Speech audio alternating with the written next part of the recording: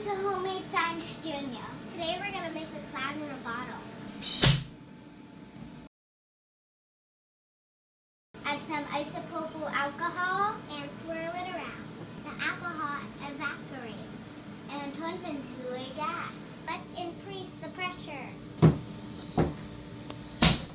When we release, the air pressure drops. The air expands and cools down. The cooling creates condensation. The alcohol turns back into a liquid. Twist the bottle really hard. The bottle is getting warm.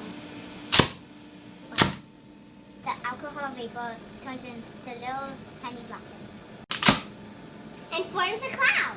Safety tip: always hold on to the bottle.